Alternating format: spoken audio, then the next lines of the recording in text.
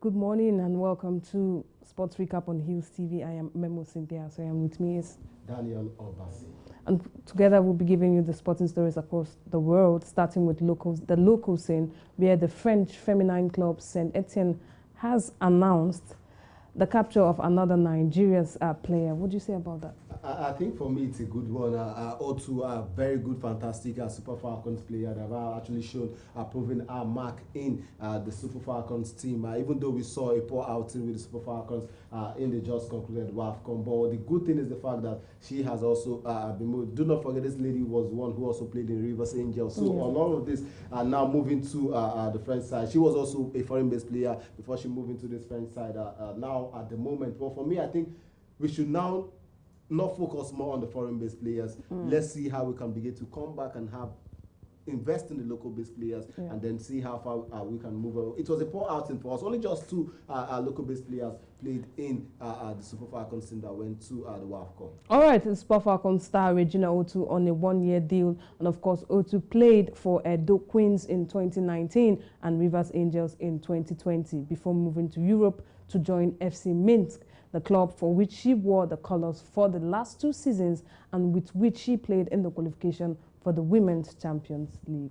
Like you said, we'll have a lot of these people coming in from our local base clubs to the European side. But does it not bother you that once they see or sight these ladies in Edo Queens and the other locals in, and of course they play outside? I'm not bothered. People want success. People want progress. People want to move. People want to see get new challenges. You even get to see that with players even abroad. But the only problem I have is neglecting totally the local-based players. Just like I said, only 2 was part of the team that went to play in Morocco, and we did poorly for the very first time over the decade that we have been as the leading women champion. So it's a sad one. Even if you want to get more of the foreign-based players, let it be more of a combination. But then, when you say neglecting the other 2, the only 2 from the local scene, is it not just because, or that's because the ones that were in the local base now in the foreign front are doing better and they are being showcased? So would you want to groom or take the already groomed players? The truth is, we've seen players coming from the local league that are still playing well. Look at, I will take a good step from the Egyptian national team. Take a big step from the Moroccan national team. If you can grow your league first, we have amazing players in the local league. Have them, and then let's see what can go from there.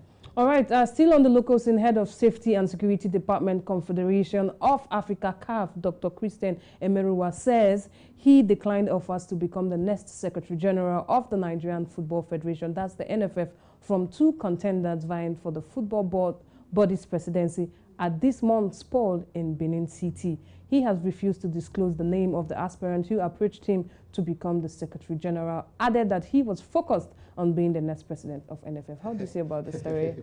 It's really, will I say, kind of funny. But at the same time, I think he's just being optimistic. He's trying to let go of the fact that he wants this position. Definitely knowing fully well that he is also already on a big position already in a CAF. He is the head of security and safety department in the CAF, which is even bigger than being a secretary, so-called secretary in a footballing nation and all of that. So for me, I think at the end of the day, he wants the big spots, and let's see if he can eventually get it. But the big question is, the first vice president has gone to the Southeast. Now, so the zoning issue is looking at the fact that a Southerner cannot win. Also, and then it would be like a South-South thing. I think we would have to see that. It's just in roughly 16 days or 14 days, September 30th. And so, of course, we await that one.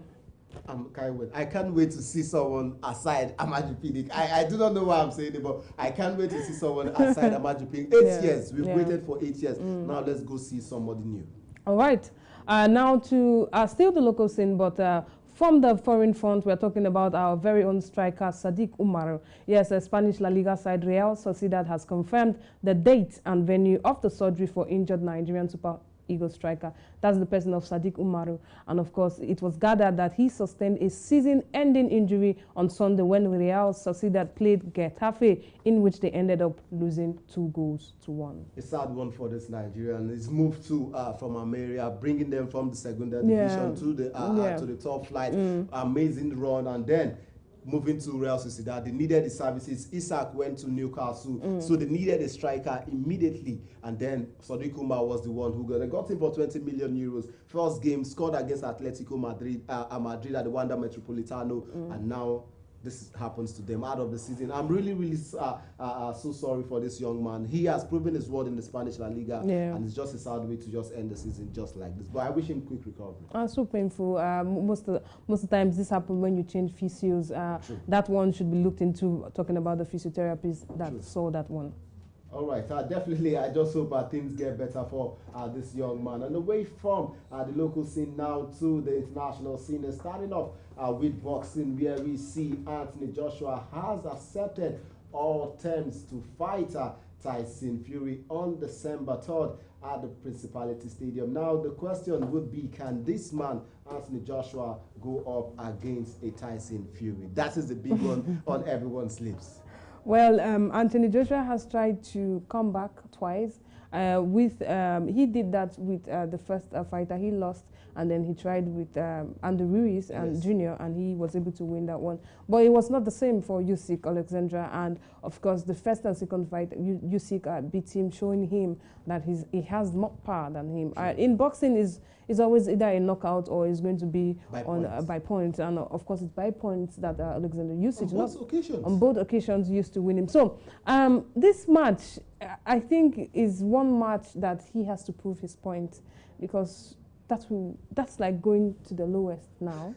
You've lost twice, and you are going to fight Tyson Fury, who beat Deontay Wilder 3 times. That's the trilogy fight they had. Yes. He beat Deontay Wilder, and now you want to face the person that beat Deontay 3 times.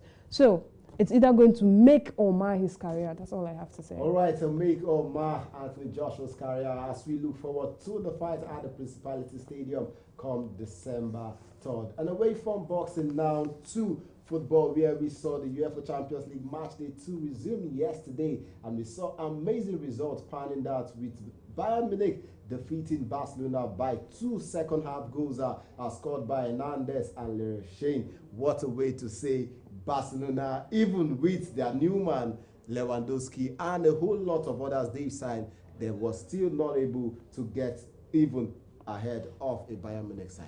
Well, if I must say, it was a terrible, not really a terrible outing for Barca, because he fielded the right players.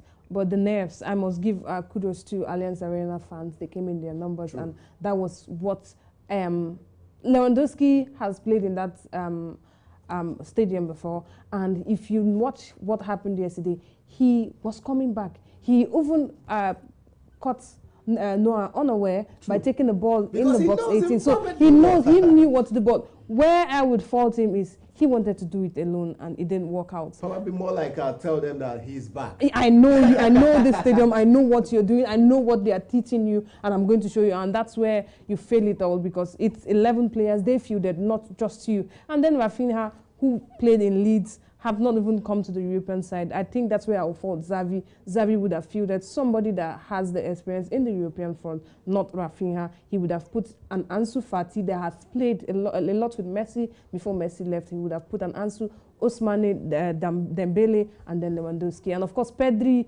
De Jong, not Gavi, De Jong before Gavi. And I think that's just where they missed it. But then, we have to give kudos. It's 2-0, unlike the 7-5, 8-2. A loss is actually a loss. You have to just take it like that. All right, and now away from that, what we also saw the results pounding out. We saw Sporting at the 15, talking about Tottenham Hotspur. 2 late goals down there in Lisbon. And of course, we also saw Liverpool coming back to winning ways, more like winning ways, as this defeated, talking about Ajax by 2-1. Late concede to a late goal from Matip. Now, ex-Liverpool striker, talking about Michael Owen, has actually come out to say they are still in the chase, even for the Premier League. Now, do you see all of this happening? But before I get your thoughts on that, we also see action resuming in the UEFA Champions League. Chelsea will be up against Salzburg, Manchester City would be up against Dortmund, and a whole lot of other things would be unfolding in the Champions League today. Manchester City will see Erling Haaland coming back to Borussia Dortmund where he played. I hope he have a good front. And also, we'll also see Chelsea with their new coach for the first time in the European front. And I think let's just see how it goes. All right, let's see how it goes. Most especially for the fact that Graham Potter would be taking himself as in charge of Chelsea for the very first time. And it would be in the UEFA Champions League. All right, that's the much we can take on Sports Recap on Hills TV. I am Memo Cynthia. So remember to like, follow, and share on across our social media platforms. And I am Daniel Obasi. Thank you for watching.